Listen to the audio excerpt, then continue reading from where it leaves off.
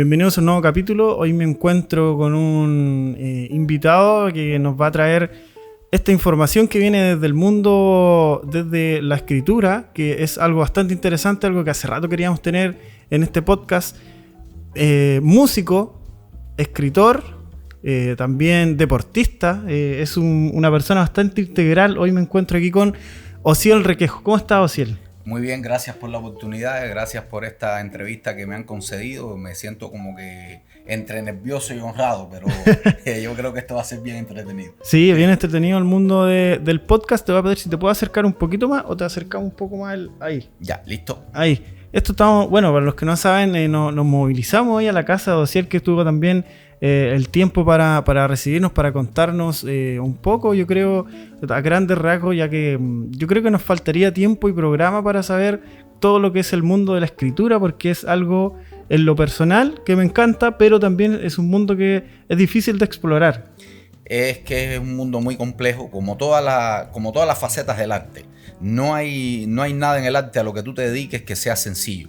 Lleva a un nivel de preparación y estudio grande y de dedicación en términos de tiempo importante. Hay que dedicarle mucho tiempo, y específicamente si te dedicas a lo que yo me dedico, que es a la novela, hay que dedicarle mucho tiempo, mucho estudio, mucha consagración. De verdad, tiene que gustarte, porque si no puedes sostenerlo a largo plazo. Oye, hay una pregunta que siempre es recurrente cuando ingresamos en este podcast. ¿Cómo fue tu llegada a este tipo de arte? ¿Cómo fue la llegada de ti a la escritura? ¿Cómo fue ese primer momento? ¿Te acuerdas de ese primer momento, de ese primer acercamiento? Sí, como si fuera ahora. Como si fuera ahora. La verdad que para mí la escritura fue como un mecanismo, una herramienta de escape. En aquel momento yo vivía en Cuba, fue hace unos 19 o 20 años, y yo estaba atravesando por un momento personal muy difícil, porque yo era incompatible con el entorno en el cual yo estaba viviendo, sobre todo desde el punto de vista político. No vamos a politizar la entrevista, porque yo odio politizar las cosas, pero es para contextualizar un poco. Yo me sentía como que me asfixiaba allá adentro, y es terrible vivir en un lugar donde tú no quieres estar y te tienes retenido por la fuerza. Entonces, uno de los mecanismos de escape que encontré fue comenzar a escribir. A mí desde niño mis padres me incentivaron mucho a leer. Todos los regalos que a mí me hacían casi siempre eran libros, y de hecho eso era lo que yo pedía. Cuando salía bien un examen, cuando pasaba de un curso para otro, yo lo que le pedía a mis padres regalo eran libros. Y me llegaban bolsas y bolsas de libros y yo me los devoraba así, pero de toda la vida. Y ese es el primer requisito para ser escritor. Si tú quieres ser escritor, tienes que ser un buen lector y tienes que orientar bien tus lecturas, porque lo que tú lees se refleja en lo que tú escribes. Lo que tú escribes, claro. Y entonces en esa época, que era muy difícil, yo intenté salir ilegal de Cuba en muchas ocasiones. Estaba pasando por un momento malo, personal y también profesional. Y la escritura fue para mí como un escape. Comencé como que a redactar una novela autobiográfica, y eso me ayudó mucho a enajenarme un poco y hasta cierto punto a sobrevivir. ¿Ese fue tu primer acercamiento y tu primera novela igual? Sí, fue mi primera novela. ¿Cómo se llama? Se llama Los destellos del horizonte. ¿Y esa se pudo publicar? ¿Aún la tienes? ¿Cómo? La tengo por ahí, la he reescrito muchas veces, porque por regla general, cuando tú escribes una primera novela, a todos los escritores les ha pasado, por regla general tú no dispones de conocimiento de técnica narrativa suficiente, tú te lanzas, y después cuando la revisitas en el tiempo te das cuenta de que tiene varios defectos y tienes que reescribirla. Yo la he reescrito varias veces. En aquella época, con la ayuda de mi hermana que vive en Estados Unidos, la autoeditamos. Cometimos ese error también, pagué la novatada, porque después vi que autoeditar es complicado, porque generas un ISBN, y a la vez que tú generas un ISBN, invalidas la novela para participar en concursos. Los concursos literarios son para novelas generalmente rigurosamente inéditas, salvo un par de excepciones por ahí. Y lo otro es que ya los editores, a la hora de tomarla, si ya tienen un ISBN, como que las rechazan. ¿Qué vendría siendo un ISBN? Un ISBN es el código de barra que tiene el libro detrás. Ah, ya, entiendo. Ese código, cuando uno lo escanea, vincula el libro con la editora, se pueden extraer todos los datos de edición de ahí. Y ya a la vez que tú haces eso, es muy difícil que otra editora lo tome y es muy difícil que puedas participar en un concurso literario. ¿Cómo tú afrontas el proceso creativo? Todos tenemos formas diferentes, pero tú nos contabas que también tú nutres tu alma de escritor con novelas, leyendo. O sea, tú sigues un camino como lógico, podría ser de alguna forma. Pero ¿cómo te encuentra a ti el proceso creativo? Bueno, primero, el primer error en el que no se puede caer es que te sugieran una historia. Mucha gente que te quiere, amigos, familiares, te dicen, oye, ¿por qué no escribes sobre tal cosa? Eso es un error. La historia te tiene que encontrar a ti o tú la tienes que encontrar a ella. Un buen día tú, leyendo un libro o viendo un programa o viendo un documental que narra una determinada historia, tú dices, esto está interesante, esto me gusta a mí y yo estoy comprometido afectivamente con esta historia y la voy a desarrollar.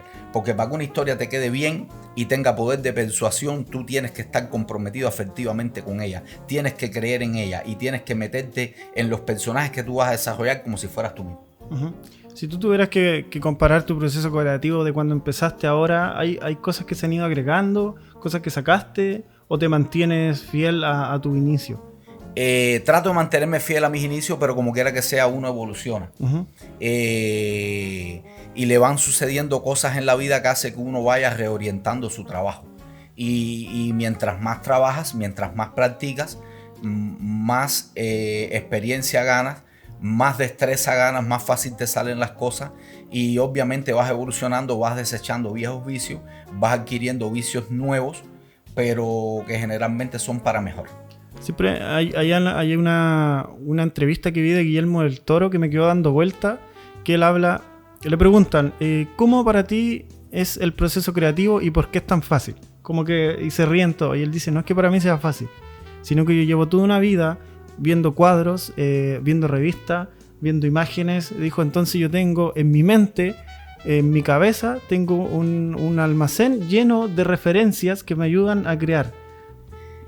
Eso es cierto. Tú cuando te enfrentas con el proceso creativo, tú tienes una idea general. Es como si tú fueras iluminando una habitación oscura y en la medida en que tú la iluminas y tienes una idea general de lo que hay en esa habitación. Y a medida que vas avanzando, las cosas se te van colocando como un poco más nítidas y puedes visualizar todos los detalles. Así mismo el proceso de creación de una novela. Yo tengo una idea general y a medida que la voy desarrollando van apareciendo los detalles. Y nunca es fácil. Lo que pasa es que uno lo aprende a disfrutar aunque sea difícil. Qué bueno eso, disfrutar el proceso de... Ahora hace un rato veníamos conversando con Daryl, que está produciendo este capítulo, de lo difícil que es movilizarse, me refiero no a movilizarse de un lugar a otro, sino que en el momento de crear, de plantarse en un proyecto, porque hay mucha gente que dice voy a hacer esto, y se queda solo en un voy a hacer. ¿Cómo piensas tú que es de pasar del voy a hacer a hacerlo realmente, a que esto sea una pasión, a que sea algo que tú disfrutes? Con disciplina y con convicción. Tienes que tener la convicción de que eso es lo que tú quieres para tu vida.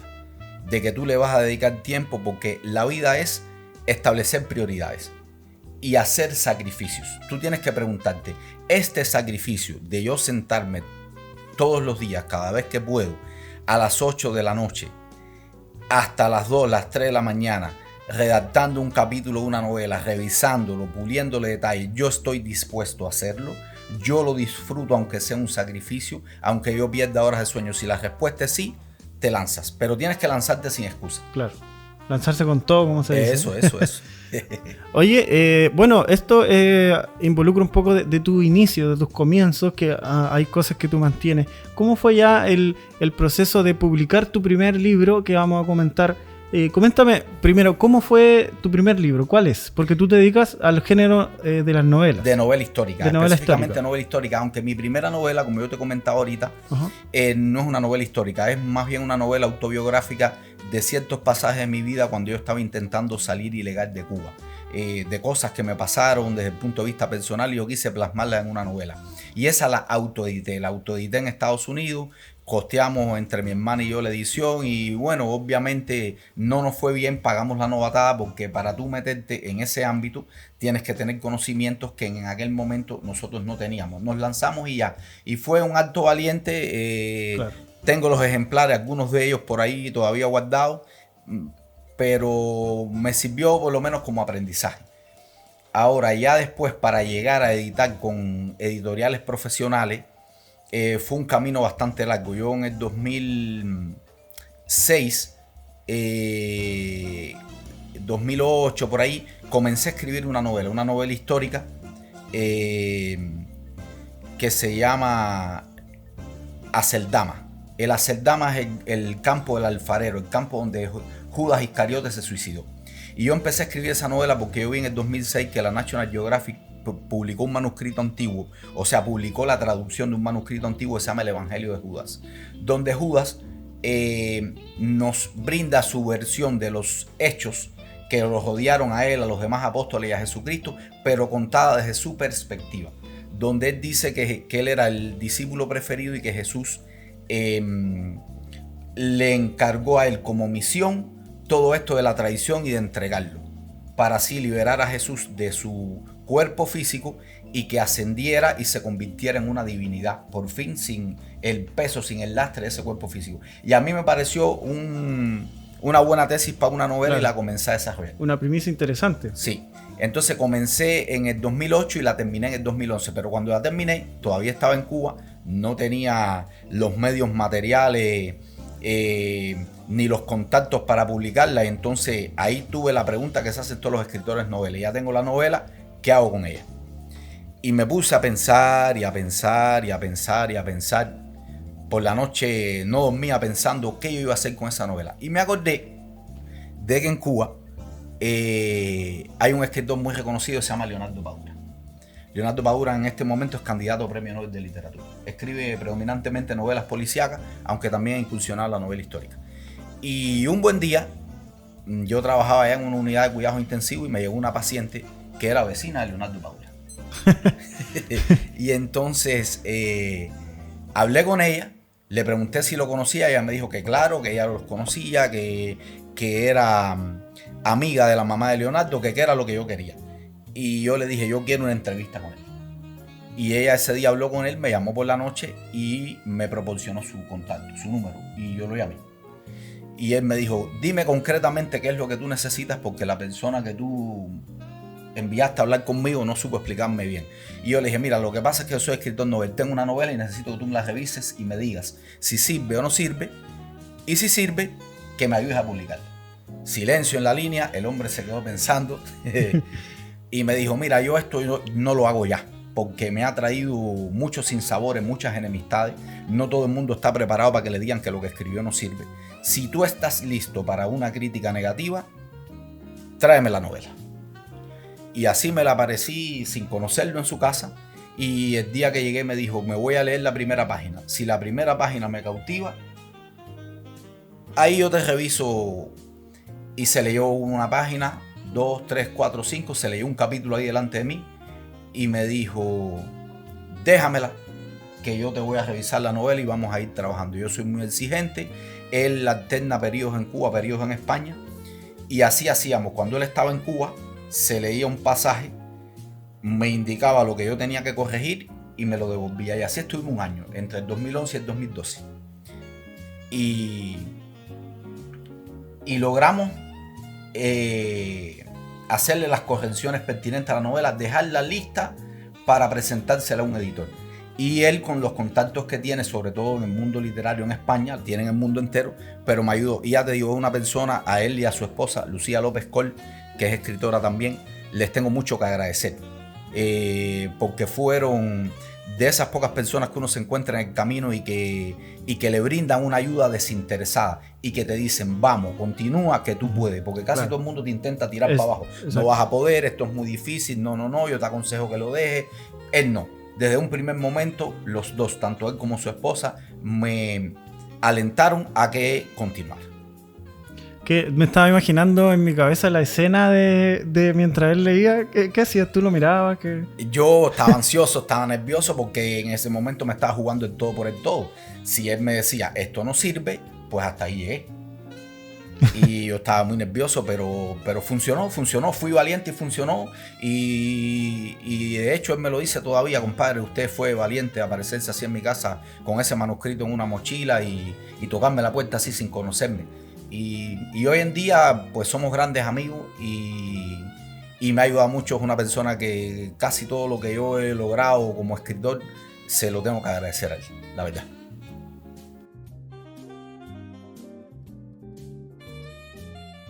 Oye, veo que tiene unos libros ahí. Sí, son los libritos de mi autoría, porque obviamente hay que promocionarse. Todo está en la visualización. Así es. Oye, hablemos un poquito de estos libros que tienes acá. Sí. Mira, como yo te decía, la novela esta que yo le presenté a Padura era una novela muy, muy extensa. A mí me gusta mucho leer novelas extensas.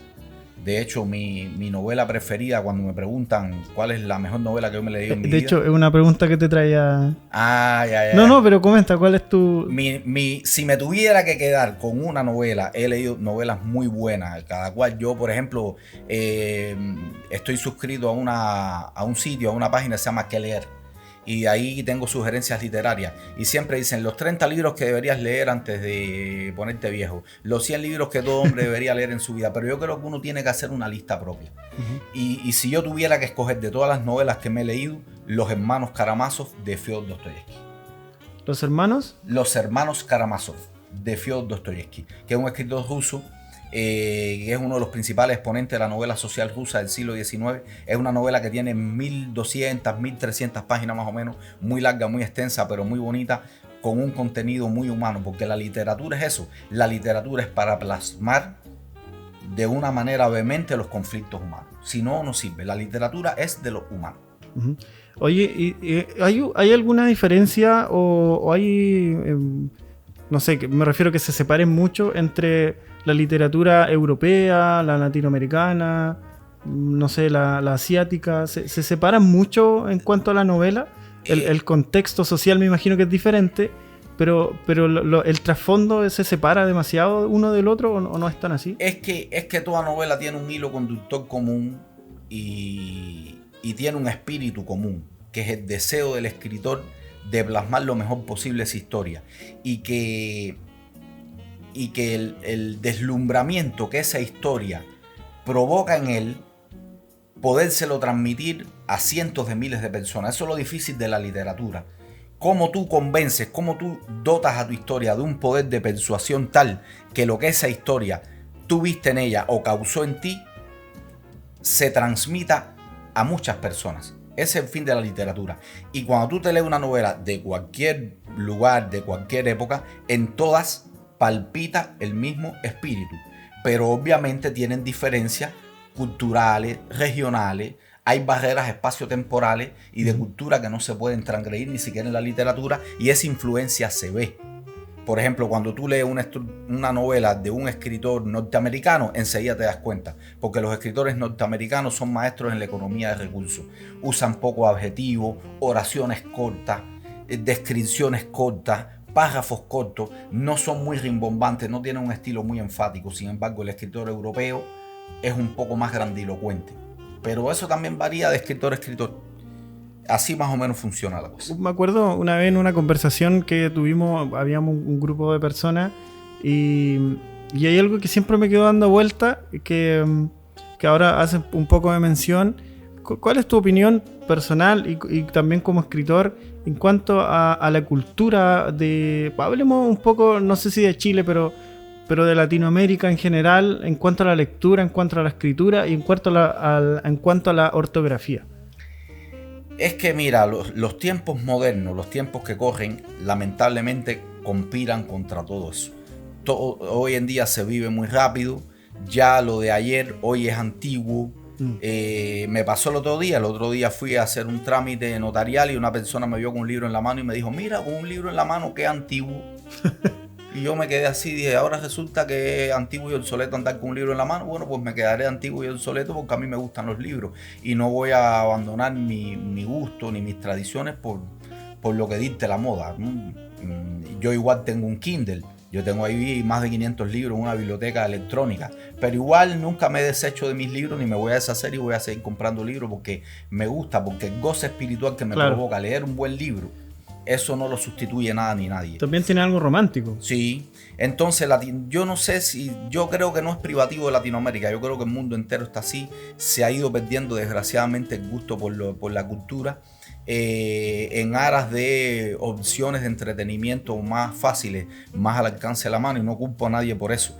Latinoamérica pasó por un momento muy bueno, que fue la década del 70, 80,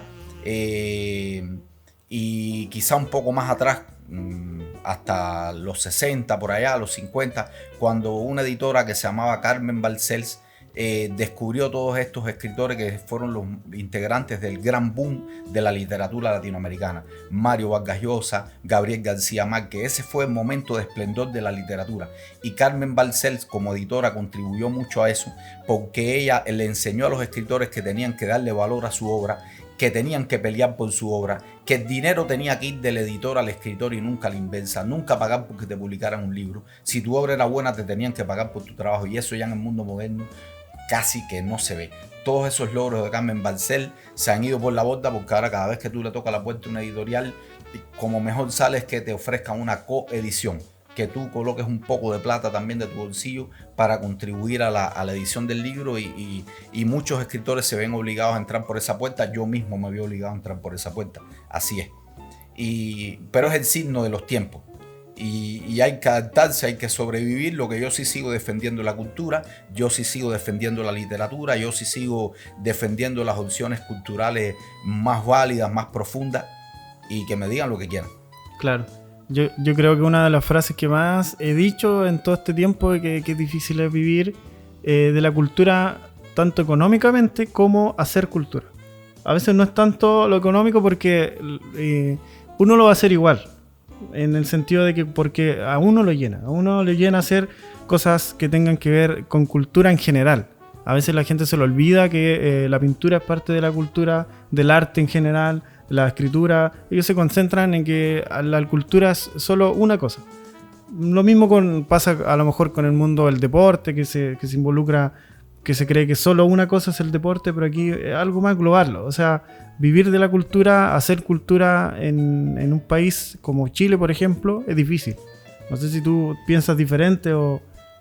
Sí, yo una de las cosas, bueno, yo tengo a Chile como mi segunda patria, y de hecho cuando yo viajo me molesta cuando la gente habla más de Chile, porque ya yo tengo sentido de pertenencia. Yo llevo 10 años aquí, pero sí, Chile tiene una vida cultural pobre. Uh-huh. Pobre, porque ya de la misma literatura, desde el momento en que tú grabas el libro con el IVA, y que una persona para comprarse una buena novela tiene que abonar 20 lucas, 30 lucas, hay que pensarlo. Entonces ya desde el momento en que tú grabas el libro con el IVA, ya tú estás sepultando la escritura. Sí. Entonces por eso muchos escritores, o la mayoría, van y publican en Europa, donde tienen más probabilidades de difusión, de contratos más ventajosos, etc. De hecho, me acuerdo hace un tiempo que quería comprar una colección que era de 3 capítulos, de 3 tomos diferentes, que hablaba de la historia del cine chileno, y ya había que traerlo de España. No lo vendían acá.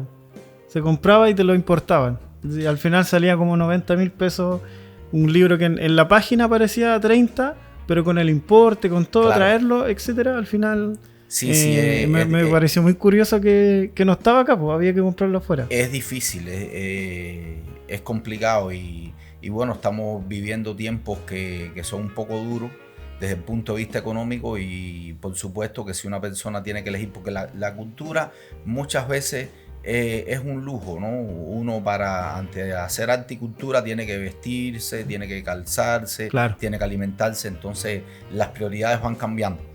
Así es. Oye, comentábamos hace un rato, ahora sí, de los libros que tenías aquí, comentemos los títulos, ya que esto sale tanto en video como en podcast. Hay gente que nos está escuchando en este podcast. ¿Está bien? ¿Todo bien? Perdón. En este podcast que seguimos, que estaba Pensé que teníamos un problema ahí de audio, pero estamos. Cuéntame, el libro que tiene en este momento en la mano, ¿cuál es el nombre? Sí, mira, como yo te comenté, la primera novela que yo escribí era una novela muy extensa, tenía 864 páginas.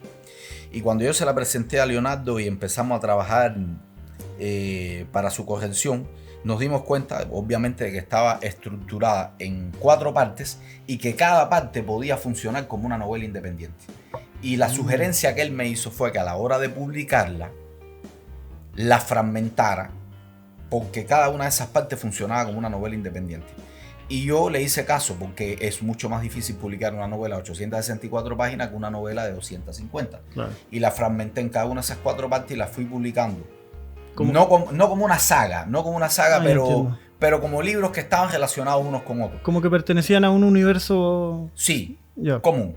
Claro. A un universo común, porque si tú le dices, mira, hay una cosa a la que un editor le tiene terror y es a un autor novel con una novela en la mano.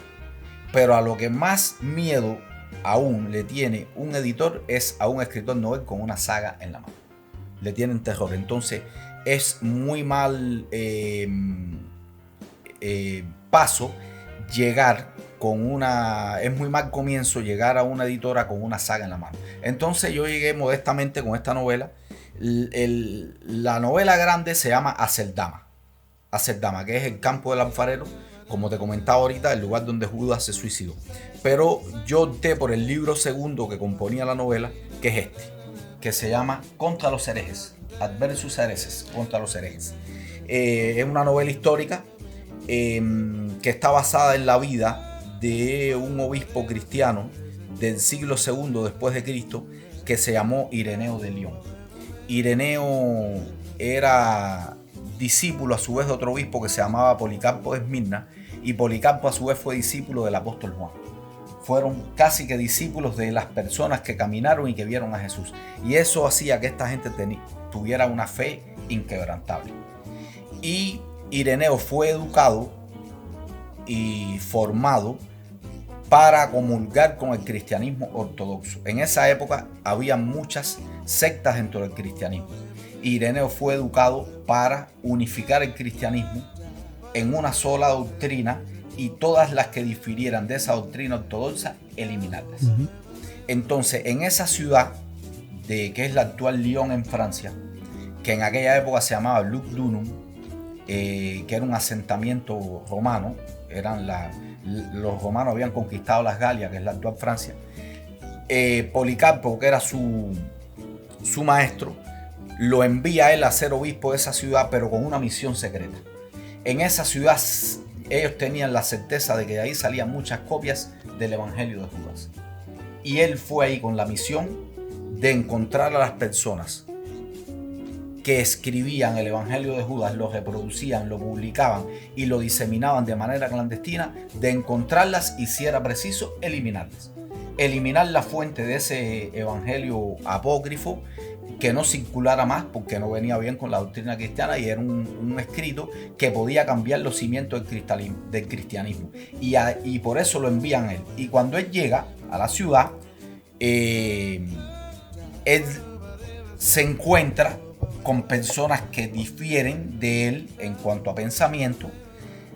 Trata por todos los medios de hacer que esas personas cambien y, si es preciso, llegar al punto de eliminarlas. Y ahí él encuentra a su némesis. Encuentra a otra persona que era un escriba que reproducía el Evangelio de Judas, y empiezan los dos a tratar de eliminarse mutuamente. Empiezan hasta que, por esos azares de la vida, porque ellos estaban insertos en medio de el caos que había en el Imperio Romano. En ese momento el cristianismo no era una religión aceptada por el Imperio Romano. Entonces había algunos emperadores que sí querían el cristianismo y otros emperadores que no. Y la suerte de los cristianos dependía en aquella época de la buena voluntad del César. Si el César que estaba en el trono decía que el cristianismo iba, los dejaban vivir. Si el César que llegaba al trono decía que él no quería cristianismo, los perseguían, los mataban, los quemaban. Y entonces, en medio de esa vorágine, él se da cuenta de que quizá esa persona, porque piense diferente a él, no es su enemigo real, que su enemigo era otro, que era el Imperio Romano, pero ya él se viene a dar cuenta tarde. La novela es como un canto a la concordia, a que los seres humanos tienen que tolerarse, a que tienen que aprender a convivir a pesar de sus diferencias de pensamiento, y eso es lo que tiene la literatura. La literatura es positiva cuando no pasa de moda, cuando el tema que tú abordas, claro, lo puedes implementar como una enseñanza en cualquier época en que tú quieras insertarlo. Claro, trasciende a atemporal. Exacto. Oye, mientras me comentabas la premisa de la novela, pensaba también en todo lo que no solo tienes que escribir tú la novela, sino que también tienes que investigar, o sea, es un proceso bastante largo. Sí, yo tengo que estudiarme el contexto histórico. Claro. En esta novela, por ejemplo, hay personajes que son reales, que existieron, pero también tuve que insertar personajes que son totalmente diseñados por mí. Uh-huh. Y tuvieron que convivir en ese marco histórico, porque ¿qué pasa? La primera tentación que tú tienes cuando tú estudias el marco histórico para redactar una novela histórica es que todos esos datos que tú recopilas estudiando, tú quieres que el lector también los disfrute y se los quieres exponer. Y cuando tú haces eso, escribes un libro de historia y no una novela. Claro. Tú tienes que situar a tus personajes en el contexto histórico sin errores que un crítico un historiador te pueda encontrar, pero tampoco escribir un libro de historia. Esos personajes tienen que vivir, tienen que amar, tienen que sufrir, tienen que tener alegrías, tienen que tener penas, que cuando una persona se lo lea, vea que ahí hay seres humanos. O sea, un contexto histórico. Es como en el cine, cuando está la presentación de personaje, me imagino que es algo así, ¿o no? Sí, uno de los personajes los tiene que ir caracterizando e insertarlo en ese marco histórico, y hay que estudiar mucho. No había pensado en eso, en que claro, si tú caes mucho en explicaciones del contexto histórico, caes más en un libro de historia que en una novela. Así es, o sea, y eso no puede ser. Claro. O sea, tiene harta complejidad la generación de la novela histórica. Sí la tiene. Sí la tiene. Como que había esas partes, no habíamos profundizado, pero es bastante interesante como tú también vas relatando esta historia en la novela y cómo va avanzando todo. Me queda una duda con esta novela. Tú fuiste a un concurso, ¿verdad? Con esta específicamente no. Fui con otra. Uh-huh. Este año me presenté en el 10º concurso Hispania de novela histórica en España y quedé finalista. O por lo menos el jurado me envió una comunicación oficial diciéndome que había sido elegido como finalista y me ofrecieron un contrato de edición. Uh-huh. La verdad es que cuando leí el contrato lo consulté, busqué asesoría legal, pero al final no era un contrato ventajoso.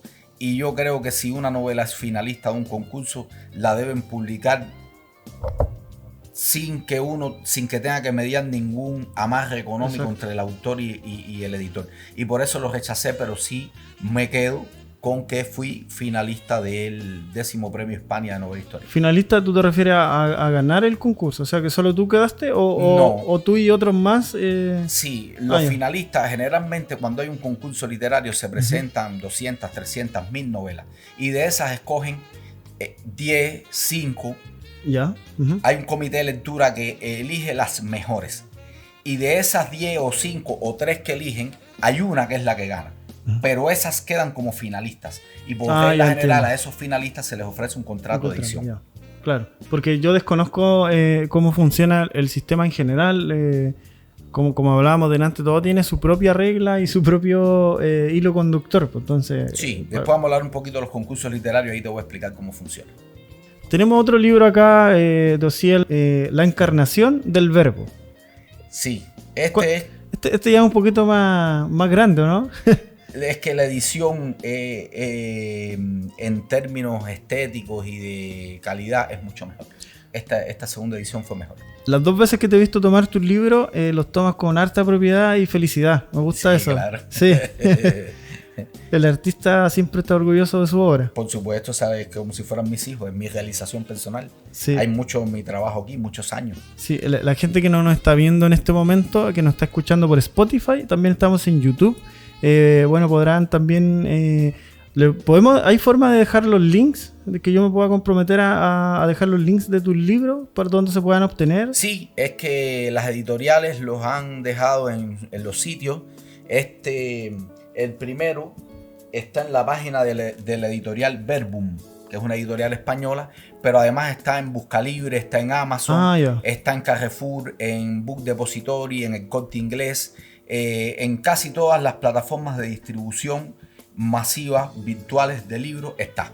Está en PDF y está en físico. Excelente. Entonces podemos comprometernos a dejarla en la descripción de YouTube de este capítulo. Van a estar los enlaces a los libros de Ociel. Por supuesto, claro. Entonces ahora estamos aquí con la encarnación del verbo. Sí. Cuéntame un poquito de este libro. Bueno. ¿Lo puedo ver? Sí, claro.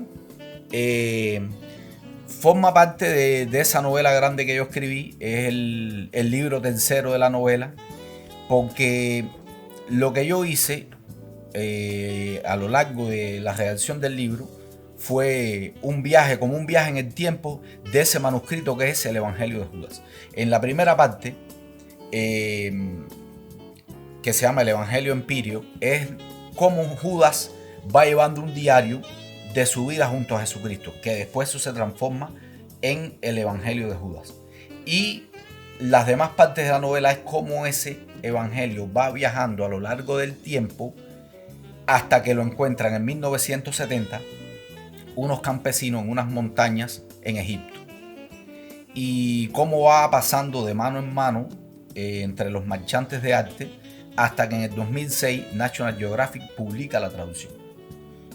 Ese es como el hilo conductor de la novela a lo largo de las diferentes épocas, porque la novela transcurre desde la época de Jesús y los apóstoles hasta el 2006 que el manuscrito se publica. Entonces, el hilo conductor a través de todas las épocas es cómo ese manuscrito intentan eliminarlo y cómo va sobreviviendo. Uh-huh.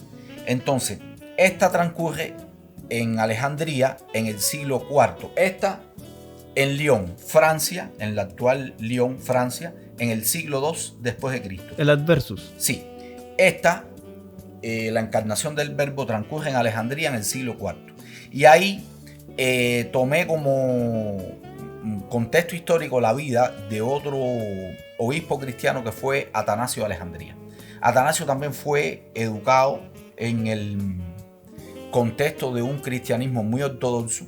De hecho, fue uno de los que tuvo un papel preponderante en el concilio de Nicea, que fue donde se establecieron las bases para lo que se iba a dejar o no en el Nuevo Testamento. Los evangelios que iban a formar parte del Nuevo Testamento, las bases de esa selección se tomaron ahí en el concilio de Nicea y él participó ahí. Y también ahí en Alejandría él trató por todas las maneras posibles, incluso recurriendo a la violencia como un método de lucha religiosa. Ese concepto no es nuevo, lo vemos mucho en la actualidad, pero no es nuevo. Él trató de aunar a los cristianos bajo el alero del cristianismo ortodoxo y suprimir cualquier otra variante de doctrina cristiana que no coincidiera con la que promulgaba él. Igual también intenta perseguir y eliminar a todo aquel que reprodujera y diseminara el evangelio de Judas. Y a lo largo de su vida sufrió muchas penurias, muchas privaciones, y que lo hicieron ir cambiando como persona, al igual que Ireneo de León, a ir cambiando su visión, aunque realmente se diera cuenta un poco tarde. ¿Los personajes van cambiando, por lo que entiendo? Claro, porque son épocas diferentes, contextos históricos diferentes. Aquí tuve que estudiar otras cosas, otras vidas, otra época.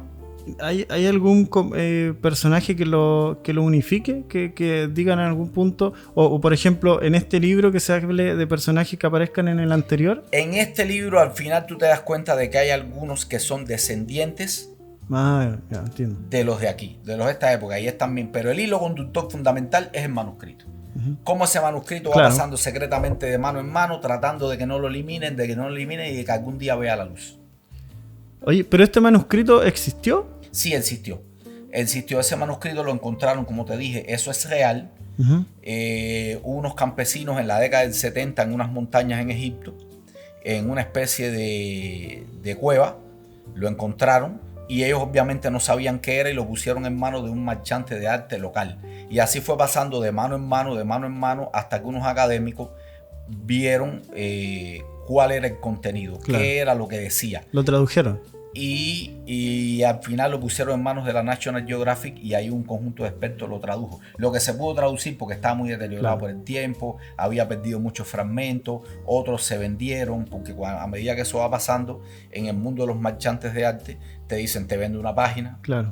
No fue hace tanto tiempo, la década del 70 está... Sí, no, y además lo publicaron, la traducción se publicó en el 2006. O sea, es algo igual reciente, no es tan... Reciente, y hay muchos documentales y muchas películas, muchas series que tienen pinceladas de esta historia, pero así que la abordaran como la abordé yo, con hilo conductor principal, el manuscrito a lo largo de las épocas, no, esa visión es mía y solo mía. Oye, hablemos un poquito del proceso de creación de este libro en específico, de la encarnación del verbo. Ya nos contaba de la investigación que tuviste que hacer, de todo lo que tuviste que informarte. ¿Cómo te encuentras la creación de este libro? Igual pasando por un momento muy difícil en Cuba, con muchas privaciones desde el punto de vista material de toda índole, que no las voy a resumir aquí porque sería resumir los 38 años que pasé allá, pero por suerte tenía un grupo de amigos y familiares que viven actualmente en Estados Unidos y yo les solicité la bibliografía, incluso me enviaron hasta el computador con el cual yo redacté la novela, porque yo no tenía ni computador, y me enviaron el computador y me empezaron a enviar bibliografía, y por el camino también en algunas ferias de libros que se hacían en Cuba encontré copias del Evangelio de Judas, encontré pasajes, incluso hubo mucha gente que me facilitó bibliografía y no lo sabía. Cuando yo estaba redactando la primera parte del libro, en la parte de la crucifixión, yo tengo un profesor y colega que trabajaba conmigo en la unidad de cuidados intensivos en Cuba y me facilitó así un paper que era un estudio fisiopatológico de la crucifixión, de cómo es que muere un crucificado, y hacían un recuento de todas las cosas por las que pasó Jesucristo durante sus torturas y cómo murió desde el punto de vista fisiológico como un humano. Y eso me sirvió mucho para el capítulo en el cual yo describo la crucifixión. Y fueron personas que me facilitaron material bibliográfico sin saber que me lo estaban facilitando. Claro. Me lo facilitaron con un interés médico, académico, y yo lo ocupé para redactar una parte importante de la novela, que es la crucifixión. ¿La vida del artista o la vida del escritor es solitaria o es acompañada? El proceso creativo casi siempre es solitario. Uno tiene gente que lo acompaña, gente que le facilita las cosas, gente que lo ayuda, pero al final el trabajo es tuyo. Como todo proceso creativo, es un proceso que es en soledad, porque no es como cuando tú eres músico, tienes una banda que interactúas con el resto, porque al final para construir el contexto armónico que tú estás creando necesitas de varios instrumentos, y a menos que tú seas multiinstrumentista, no puedes construirlo solo. Claro. Y si puedes, yo conozco personas geniales que lo hacen, que lo estábamos conversando antes, y yo conozco personas geniales que lo hacen, pero a la hora de tocar en vivo, claro, de ejecutarlo se necesita, ya se necesita pero aquí equipo. Para redactar una novela sí puedes hacer todo el trabajo solo, aunque yo en mi caso sí tuve mucha gente que me ayudó, mucha gente que apoyó y que le guardo gratitud eterna, la verdad. Sí, aparte el libro físicamente es muy bonito. Yo estaba mirando ahora, es un libro muy bonito. Ese lo edité con una editorial que tiene bastante prestigio en España, editorial Letrame, sí, que cuida mucho sus ediciones. Es una editorial que se ha ido imponiendo poco a poco en el mercado y estoy contento con el resultado. Lo que pasa es que yo también publiqué en un momento muy difícil, me apuré, que fue en plena pandemia. Ah, claro. Entonces, desde el punto de vista comercial, no me fue todo lo bien que yo hubiera querido, porque no había oportunidad de promoción en plena pandemia. Pero yo estaba desesperado por darme a conocer, por dar ese paso, porque en mi currículum literario estuviera incluido el hecho de que yo era un autor publicado, y no miré esas cosas. Además, la pandemia no sabíamos cuánto iba a durar, y también yo estaba pasando por un momento difícil. Yo trabajo en una unidad de cuidados intensivos, como tú sabes. Me tocó ver cosas laboralmente, claro, difícil, dura, tenía una carga de trabajo inmensa, y esto también para mí fue un aliciente.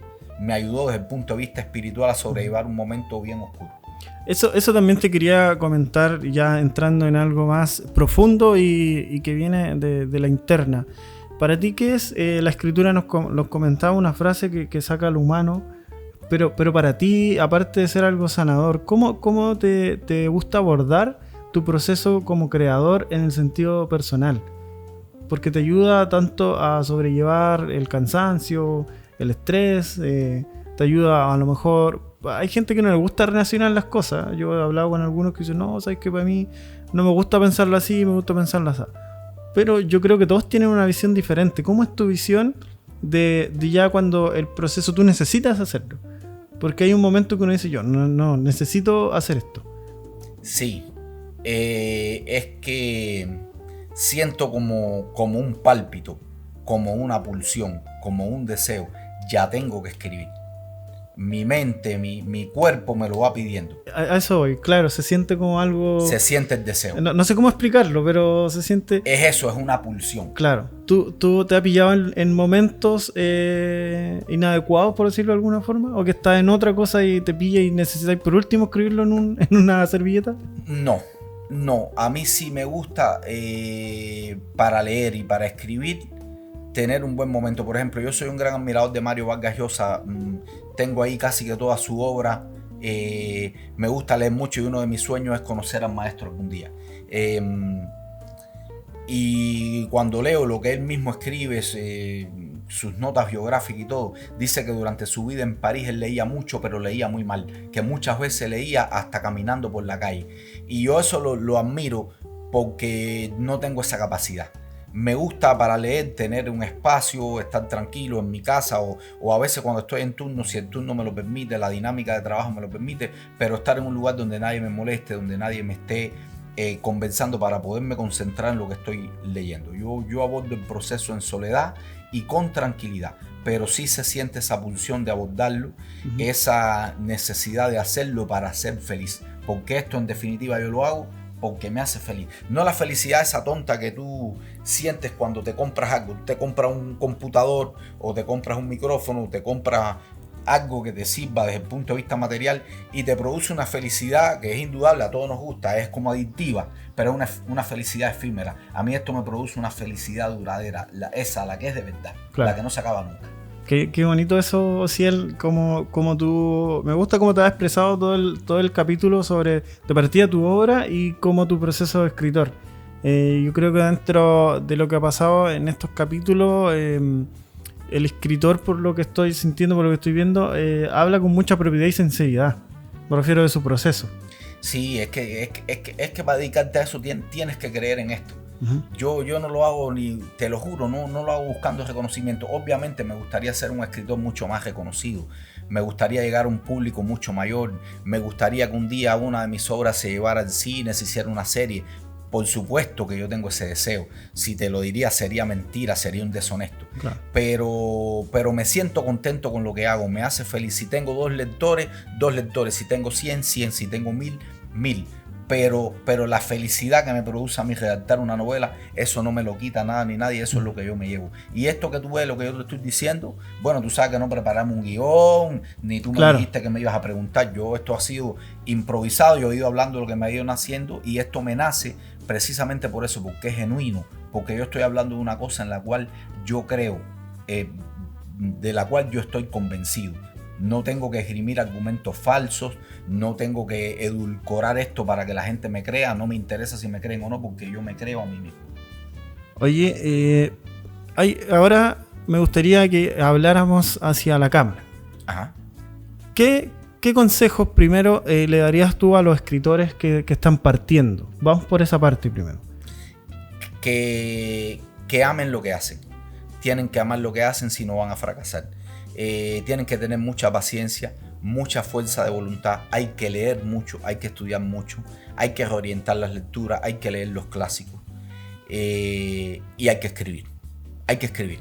Hagan lo que hagan, tienen que escribir. Sirva, no sirva, siempre les va a resultar una fuente de experiencia, y hay que escribir. Hay que leer, hay que estudiar, hay que escribir y hay que creer en lo que se hace.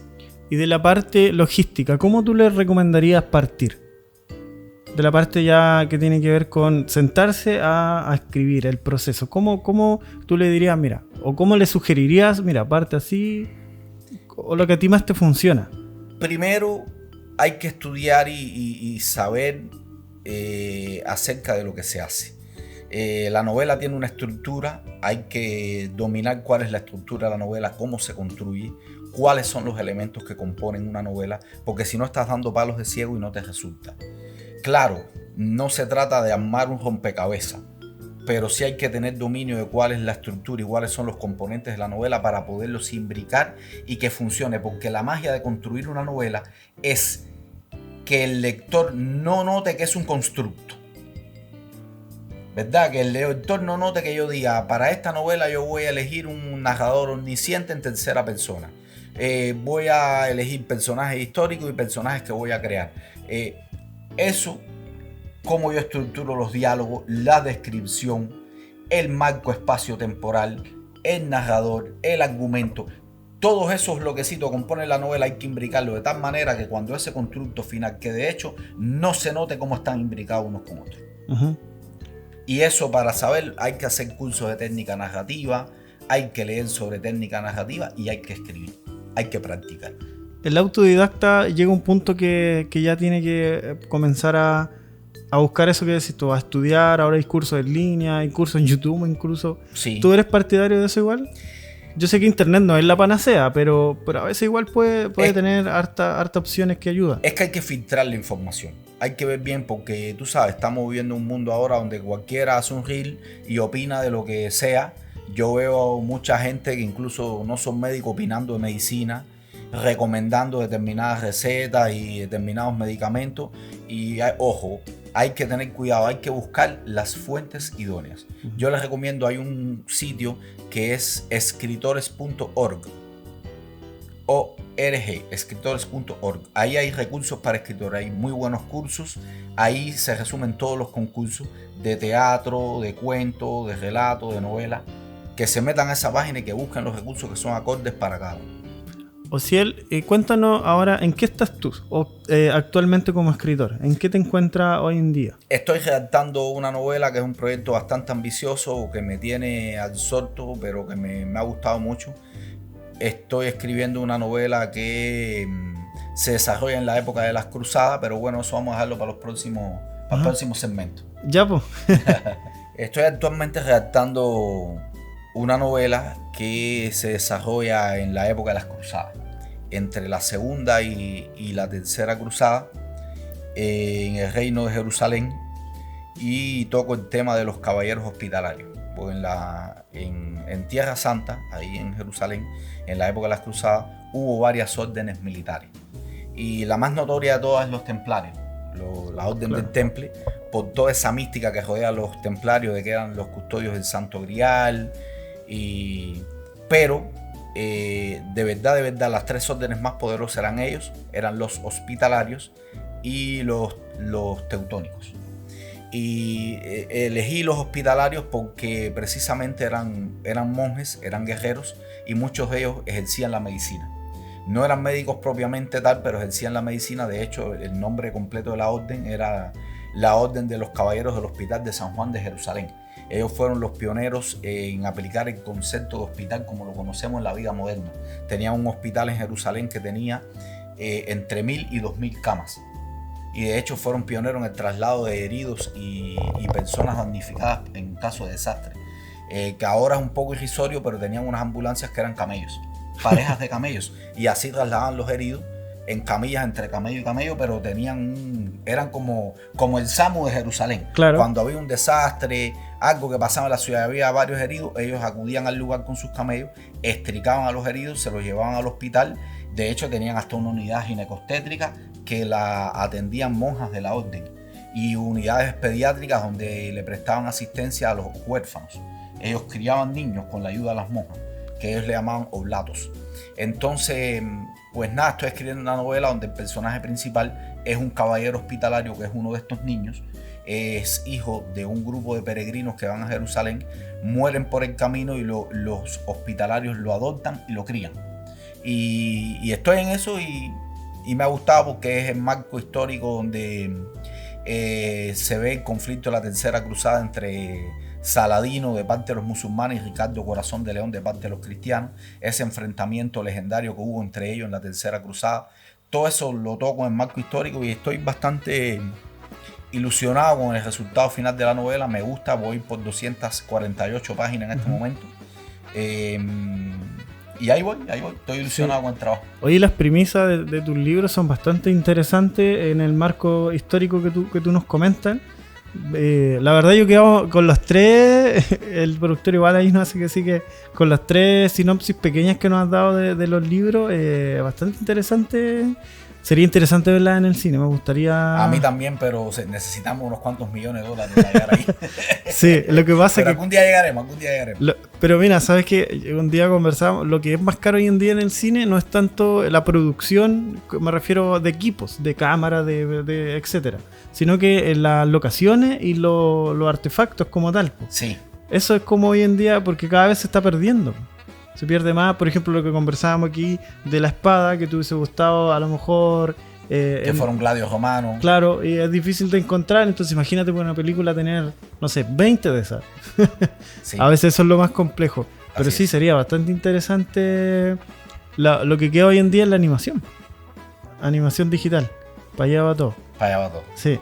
Oye, ¿y este libro cuánto tiene fecha de publicación? Fecha No lo sé, porque no me gusta apurarme ni trazarme una fecha.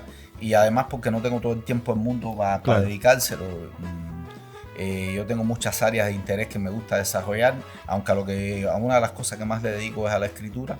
Pero no quiero planteármelo, quiero disfrutar el proceso creativo sin tener un límite de tiempo. Claro, creo que me queda como un par de años más de trabajo. Sí, eso delante comentaba en el libro anterior, que sacaba yo la cuenta alrededor de 4 años para que se publicara. Sí. Aproximadamente. Sí. Igual fue un proceso largo, desde la revisión hasta llegar a la publicación, 4 años. La revisión solamente me tomó 1 año. Y en la revisión generalmente uno lo que hace es que le quita cosas. La revisión es como una poda. Le podas los excesos que tiene. Uh-huh. Oye, bueno, hablábamos también un poco de los consejos que tú le podías dar a los escritores y lo que estabas actualmente. A futuro, ¿qué también te gustaría, aparte ya de ir finalizando esta novela que está actualmente? Pero ¿cuál sería tu meta? ¿Tienes como una meta clara alrededor del tiempo en cuanto a la escritura? Las metas es, mientras me dé la claridad mental y la fuerza física, escribir la mayor cantidad de novelas con calidad que la vida me permita. Esa es mi meta. ¿A dónde pueda llegar? Bueno, ya eso yo lo lucharé, seguiré enviando mis obras a concursos, seguiré postulando a otras editoriales, tratando de ganar premios, de acumular cosas que me motiven reconocimiento, pero mi meta fundamental es esa. Sin límite de tiempo, la mayor cantidad de novelas que la vida me permita redactar. Si tuvieras que recomendar alguna novela a nuestro público, aparte de las tuyas, ¿cuál sería? ¿Cuántas quieres que recomiende? Mira, hay una cosa que yo creo que delante diste en el clavo. Me gustaría que recomendara una para cuando la gente realmente quiera sentarse en su proceso de disfrutar de un libro. Otra para disfrutar en un avión, que todos lo hemos hecho, que viajar, siempre te lleváis un libro. Y otra para... Bueno, eso en realidad porque es como los dos procesos más comunes. Bueno. Voy a empezar por decirte que yo soy una persona que por suerte yo soy inmune a la envidia por cosas materiales. Si yo llego ahora a tu casa y tú tienes una casa de 3 pisos, con piscina, con jacuzzi, y tienes un Lamborghini estacionado afuera, yo me voy a alegrar mucho por ti. Créeme que me voy a alegrar mucho por ti, pero jamás voy a sentir envidia porque esas cosas, para mí, sí las puedo tener, pero no son tan importantes. Incluso me da un poco de susto. Yo estoy contento con lo que la vida me ha dado y creo que la felicidad está ahí. La felicidad existe y se puede medir. Es el bienestar subjetivo percibido y es cuán contento tú estás con lo que tienes. Yo con lo que tengo estoy bien contento. Ahora, yo las únicas veces que he sentido envidia en mi vida han sido 3. Y una fue cuando me leí Drácula. Drácula, como novela, es una novela espectacular. Lo que pasa es que es una novela larga, pero para un viaje, sobre todo a las personas que le gustan lo gótico y el terror, es la mejor novela gótica escrita por siempre jamás. Y tiene una estructura muy peculiar que está estructurada en forma de cartas y diarios. Y es, pero lo mejor que me he leído en términos de literatura gótica. Para un viaje al que le guste el terror y quiera mantenerse entretenido, Drácula. A los que le guste una lectura más moderna, con conflictos más actuales, más patentes con el mundo en que vivimos, Libertad, la novela del escritor norteamericano Jonathan Franzen. Jonathan Franzen es un profesor de literatura norteamericano que sufrió depresión porque sus alumnos le hacían bullying y se dedicó a escribir. Y en la literatura encontró el escape y hoy en día tiene premio Pulitzer, tiene un montón de reconocimiento y tiene una novela que se llama Libertad, que es la historia de una pareja y cómo la que escribe la novela, supuestamente la narradora, es la mujer integrante de esa pareja. Y es una de las novelas que mejores que me he leído en la vida. Me dio un retortijón de envidia tremendo de principio a fin, pero la disfruté mucho. Y por último, al que le guste la novela histórica y quiera sentarse en su casa, en el living, y disfrutar de una novela bien construida, aunque con partes muy grotescas, la otra que me dio una punzada de envidia terrible, La guerra del fin del mundo, de Mario Vargas Llosa. La guerra del fin del mundo, de principio a fin, una novela bien construida, con múltiples personajes muy bien caracterizados, con unas descripciones muy vívidas, muy fieles y sobre todo con muy buenos vasos comunicantes. Cómo él te va imbricando las diferentes historias que componen la novela. Esa sería mi recomendación. Y obviamente Los hermanos Karamazov, pero ya es una novela a la que hay que dedicarle más tiempo. Una novela un poco más densa, pero es una novela hermosa. Y El maestro y Margarita, de un escritor ruso que era médico, que vivió en la década del 40, Nikolai Bulgakov. El maestro y Margarita. El maestro y Margarita tiene un capítulo que se llama El baile de Satanás, que es una de las mejores cosas que yo me he leído en mi vida. Qué emocionante cómo la lectura te impacta, también marca media en tu vida, me imagino. Sí, tú vas marcando libros que El guardián en el centeno. El guardián en el centeno es una novela de un escritor norteamericano, de Salinger, que la verdad que es de las mejores cosas que me he leído en mi vida. Y bueno, por ahí pudiera citar muchas, pero yo recomendaría esa. Al que le guste el terror y lo fantástico, Drácula. Al que le guste un tema más actual, Libertad, de Jonathan Franzen. Que quiera leer algo entretenido así, que lo deje de principio a fin, y le guste la novela histórica, La guerra del fin del mundo, de Mario Vargas Llosa. Y al que le guste también lo fantástico y lo histórico, El maestro y Margarita, de Nikolai Bulgakov. No se van a arrepentir, son lecturas para toda la vida. Excelente la recomendación. Osiel, estamos llegando al final de este capítulo. No sé si lo encontraste largo, corto. No, como ustedes me dijeron, al principio me asusté un poco porque eran 3 sesiones de 20 minutos, pero se me ha hecho corto, sí. Eso es lo que te comentaba, que conversando uno se le va el tiempo. A veces la gente dice, pero 1 hora, ¿qué voy a hablar 1 hora? Me dice. Pero si yo decía, no, todos tenemos algo que contar. Sí, bueno, yo igual soy un poco elocuente, reconozco que cuando un tema me interesa hablo a veces un poquito de más, pero bueno, hoy era... No, aquí se permite, eso es lo que me gusta mucho del podcast, de este formato, que la gente viene a buscarte, viene aquí a escucharte. Eso es lo que me gusta mucho del podcast. Oye, ahora para despedirnos hay algo que siempre hacemos, ¿qué le darías tú un consejo en general o qué te gustaría entregar? No sé si un consejo, pero alguna reflexión final para todos los que nos están escuchando, tanto los que les gusta mucho la escritura, les gusta mucho leer, o simplemente a los que nos están escuchando. Que lean buenas obras y que no abandonen nunca el libro. Que no, la literatura salva. La literatura a mí me salvó en momentos muy difíciles de la vida y yo soy un convencido de eso. Que lean buenas obras y que sean felices leyendo. Qué bonito. Osiel Resquejo Pino, muchas gracias por acompañarnos en este capítulo de este podcast. Esperamos tenerte pronto de vuelta, ya a lo mejor contándonos de nuevas obras, de nuevos proyectos que puedas tener. Y eso, pues, yo totalmente agradecido de tenerte acá. Bueno, gracias a ustedes por estar aquí en mi casa, por haber compartido este espacio que le hemos hecho un homenaje a la cultura.